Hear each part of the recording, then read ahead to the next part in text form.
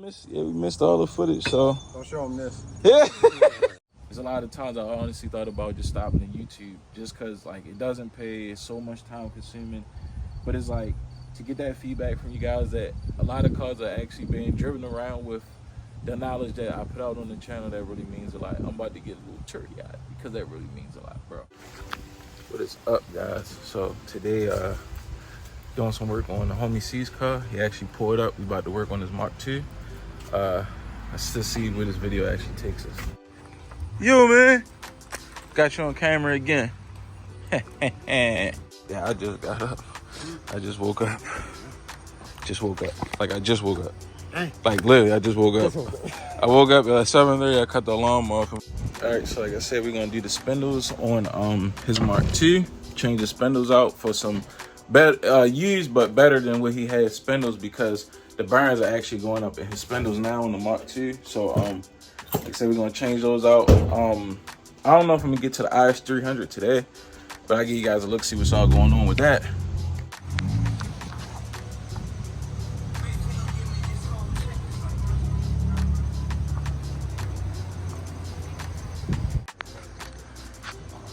Jacked up.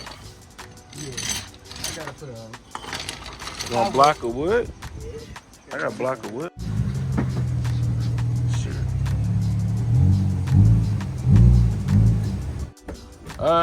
Since the jack's in, baby, gotta move, pull out the way.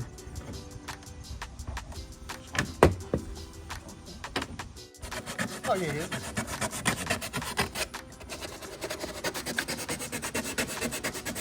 Sanding, so we got to sand that one right here because it rubs. They keep rubbing on the bumper right here, so if you see them indentations. So imagine if he put it back on that we wrap this, it's gonna just pretty much damage the wrap, like how the fenders are on the SC300 from my side skirts keep rubbing. So yep. Sand it down, then we can just start wrapping this joint. So just the IS300 as it sits now. I really didn't do anything but just bolt the turbo up, get the turbo in position. Got a turbo blanket because we had a crossover, so turbo sits a little high, so that'll help with the heat. I'm gonna wrap the harness up that's on this side and heat wrap. Just clean it up. So it's almost done. Literally the upper manifold, the harness has to get connected down here underneath the runner. And we should be good to go as far as plugging it up and giving it the first start. So let's go ahead, get the Mark II knocked out. Got the wheels off already. Like I say, we gotta get these spindles off and get the new ones on. God dang, bro. Huge. It'll be no different. It's gonna have that bite, more of a bite probably. Yeah, it might. Because the LS400 don't make no difference. It's feel the same. But they bigger than the LS400. That's what she said. Yes, sir.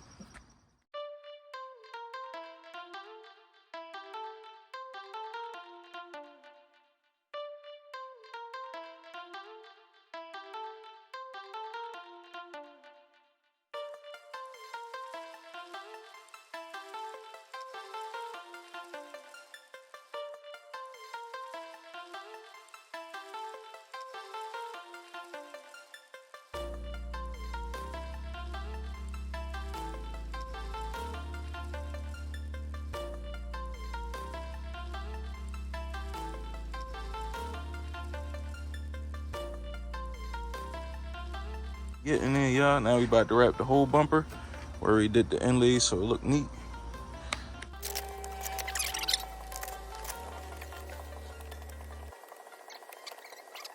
We missed all the footage, so don't show them this. Yeah.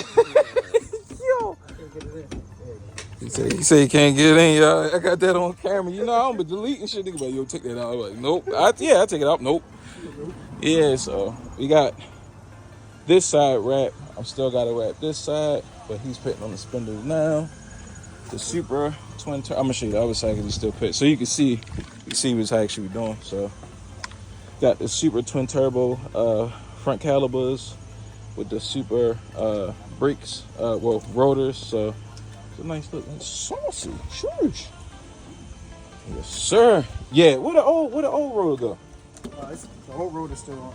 Oh no, it's in the back. In the back. All right. So, this the old caliber. That's the old one. The factory joints that come on here, and then that's the new one. It's like enormous. Oh yeah, see. These joints tiny.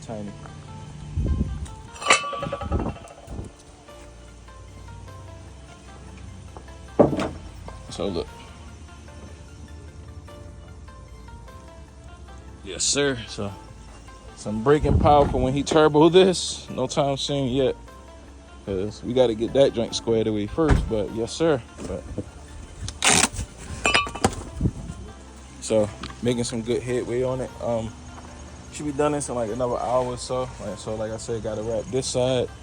Finish this wrap on this side of the lip. And he's doing this side now. So I got to wait for him to finish that.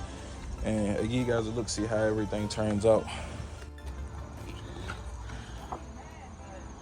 So it's together. So this side was easier than this side, but I think that's because the sun is kind of like sitting on this side a lot, so it actually formed like 10 times easier than the other side. But we got the calibers on, super calibers, nice look.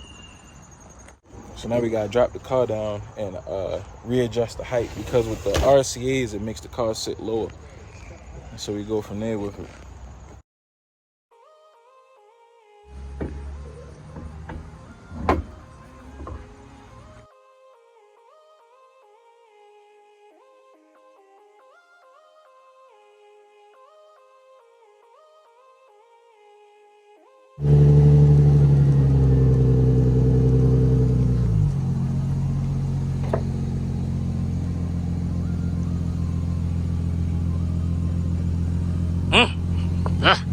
Yuck. It's gonna settle. You just look at it. It don't match the back, I'll tell you that. It look good though, yeah, I'll tell you that. Ugh. Yeah, it's high. Ugh. Ooh. Stick a whole finger in there. It look like a different color on camera. Yeah, it look like blue. Yeah, that's weird, yo. Damn, that's weird. People see it now. Yeah, I never noticed that. Yeah, it looks blue.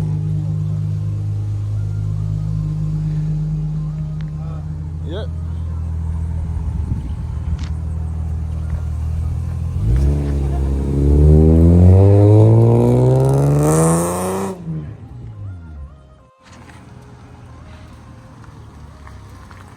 How the brakes feel good?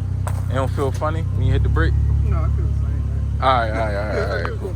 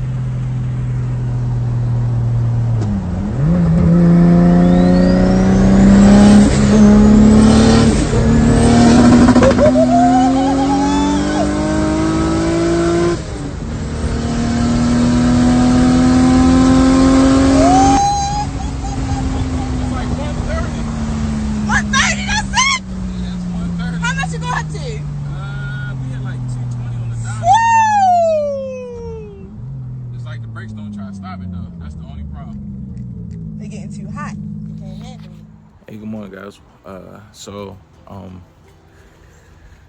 Today is the day we actually put in some work on the IS300, on C's IS300. But I want to give you a look-see at my cousin's car real quick. I remember in the last video I mentioned we came across an issue with the power steering pump, and I honestly thought I left the power steering cap off the reservoir, but I actually didn't. It was actually tight, and I can show you guys what happened. One of the hoses to the power steering pump, just exploded. It pretty much was probably already damaged. I just didn't catch it when I put everything back together. I got it all sorted out, the car's all together, and I have an appointment to get it street tuned in a few days from now. It won't be in this video because this video should be up before we actually do that, but I will try to get some footage of that. I'm actually gonna probably have somebody help me with that because it's a little hard trying to man the computer and drive and answer the phone for Brandon while we're tuning. It's possible I've done it, but just to make it a little bit easier, I'm just gonna get a little help on that. See who can help me out with that. But yeah, I'm gonna show you guys where the hose broke at, and it was just everywhere. It's cleaned up now though. She's surprisingly. So the hose that broke is right here with that clamp on it, and it goes to here on the power steering pump. So like I said, it broke down in there, just went all over the windshield. I didn't get to drop the car off the dub yet to get an intercooler pipe fixed, so this is how we're actually going to drive it. It starts up perfect. It actually drives, it's just the tune is a little sketch, so it is what it is. So it starts up, it drives, the tune is off, like I was saying in the video before, just because we're missing a few pieces to the puzzle. It's just a part of the game, bro. So yeah, let's get out here. Let's put some work on C's IS300. We have to finish up the fuel system. I was literally waiting for one fitting to come in, and that joint took like 3 or 4 days to come in. Now we have it, and I can actually show you what I've been working on off of camera on the IS300, just because it was one of those I didn't want to pull a camera out, because to me it felt like it was just boring just to include all that, and I probably would have did like a time lapse anyway on it. So I'll show you guys what we got going on. All right, so this is what we have. All right, not 100% sure if I mentioned everything early in the video, but I will do it now. Oh yeah, I did, so I don't have to. All right, so like I said, just the fuel pressure regulator has to be mounted. I had to connect the harness to the intake and all that good stuff, and serpentine belt, radiator, condenser, and the cooler. Car should be done. Should be. Oh, fix the gauges. But only thing we really need to get this thing to start, to make sure the engine is good and everything, you know, safe and sound to proceed, is literally a line from here to here. I was waiting for 3-4 days for the straight to come in for right here, so I have it in now. I will make the 6 AN line to the fuel pressure regulator, and we'll mount it about here somewhere. So I gotta get a measurement from here to there, get the hoses all together, and then make a bracket. I probably bolt it to either that bolt or that bolt right there that's missing, because I was out here messing with it yesterday. So here it go right here. So let's go ahead and get this line made. I probably should actually make this bracket first, is what I'm thinking.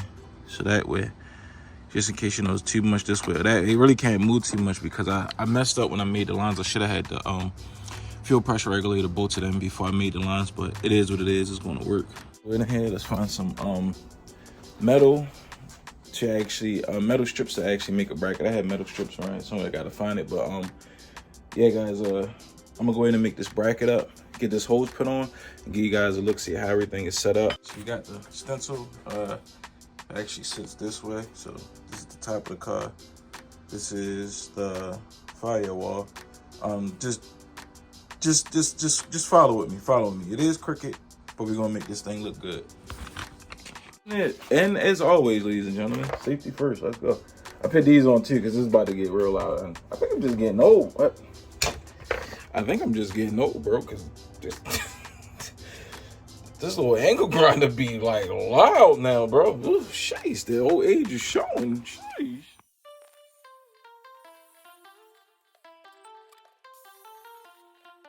All right, guys, so this is what we have. It looks crazy. It's a little uneven, but it's cool. I'm about to go over it with the sander attachment on the grinder and get this thing looking pretty. So I can actually show you guys how it sits. I don't think it's not that hot now. So this is how it actually is going to sit in the car. And then this piece right here will bolt on to where that intake manifold bolt is. And you'll get the adjust once it's all together, put together and on the car. So I'm gonna go ahead and get this thing all shaved up and nice and neat looking, and way more even, because it's not good with shapes, huh? Sheesh. A little bit of that YouTube magic. I'm gonna do, we should do a transition. We should do it, what kind of transition? I don't know. Let's just do this kind. Transitioning. here transitioning. This is what we have. It's actually perfect. It's a little close. I might have to adjust this some because it is touching the brake booster, but this doesn't move. I mean, I'll adjust it once I make sure, you know, everything working is not leaking. But yeah, guys, so that's what we have. It's tucked off, down out the way. It's actually perfect. Not even gonna lie, a lot of times I impress myself. Yes.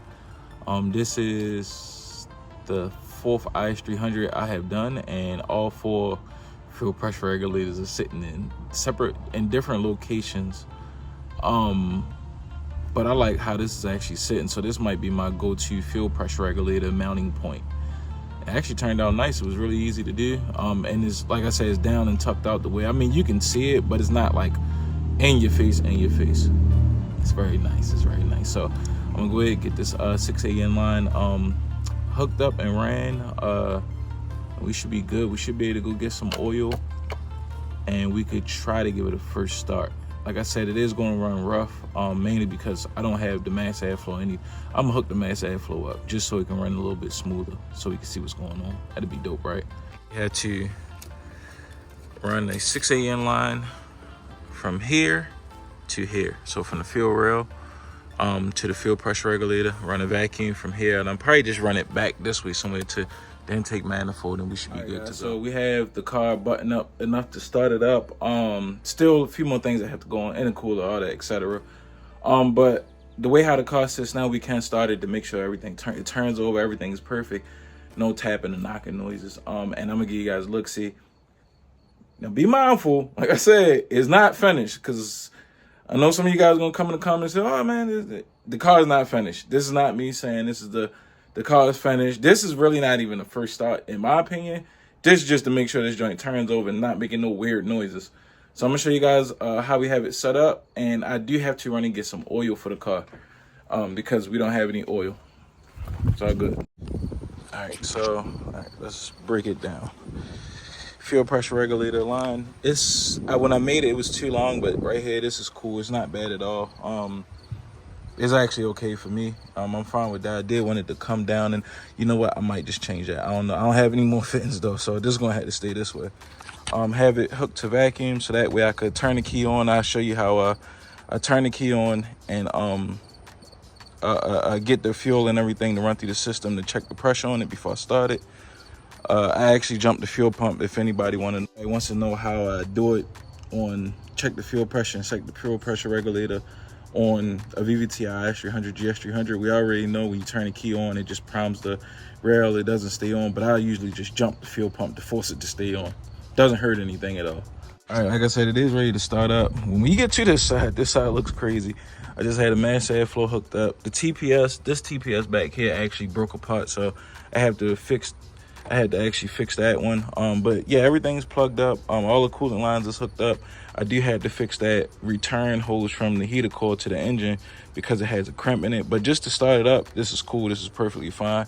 Like I said, it's most likely going to run a little rough, but as long as we don't hear any strange noises, we're good to go. But yeah, this is how she sits now, bro. It's almost complete. It's almost complete, man. And I had to drop this off to the homie Dub to get this thing squared away. But for right now, this should start up and it should be okay for now. All right, so went to the auto part store, got the motor oil. We will be adding 1030. I know a lot of people are gonna ask why this brand, this viscosity. Mainly because this is literally just the way I do it. I don't use synthetic on a first start. I use like the cheap oil on the first start, just because we are gonna be draining this oil out after like a couple test hits or a couple passes or whatnot on the street. Just because, you know, the engine was open. I did clean everything up. It could be, you know, just debris or whatnot, metal starting up and all that good friction stuff. So just use like 1030, the cheap stuff. I think Toyota, the 2Js call for 530, but I always just use 1030. Nothing wrong with it. Can't go wrong with 1030. It's just a rule of thumb. But yeah, I don't use synthetic on like the first start. It's just how it goes. So let's go ahead and get this oil added and see what the car does. Let's see, this is fun.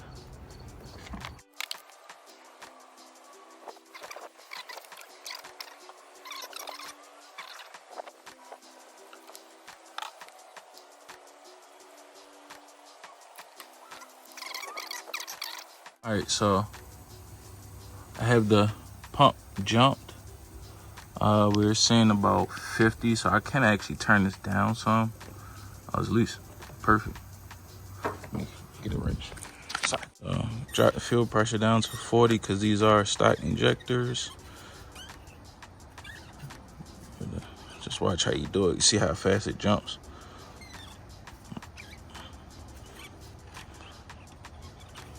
A little bit.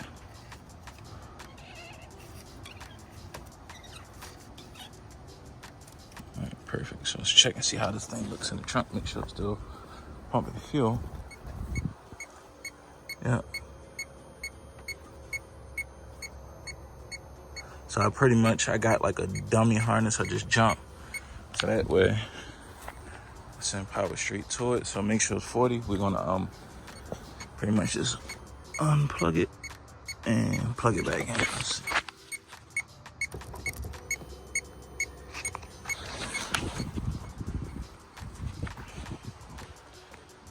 Still there where we at. So the car actually set for like a week or two, so we might need the jump box to actually give us that extra power to get this thing turned over. Because the power probe is reading like 6 volts off the battery. So it's one of those things, it's normal stuff. So I'm gonna just get the battery box and let's see if she turns over.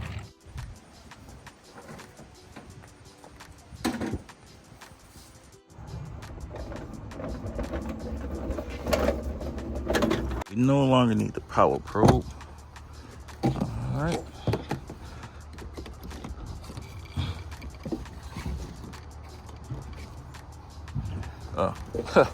It would help if I plugged it up, right?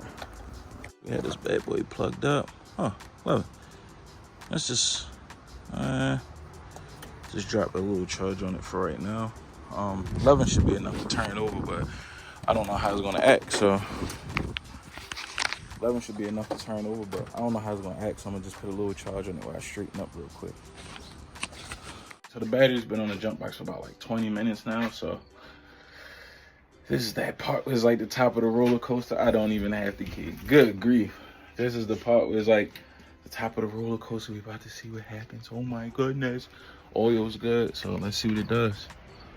Let's see.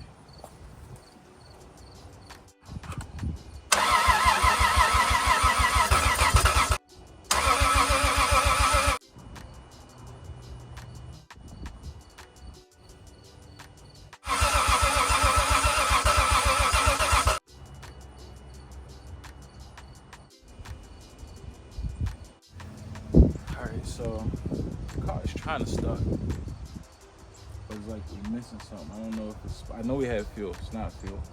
I don't know if it's spark or not. Or the battery is just too low, because when I was cranking it, the battery gauge on the dash actually said 9 volts. It's not enough to start this. So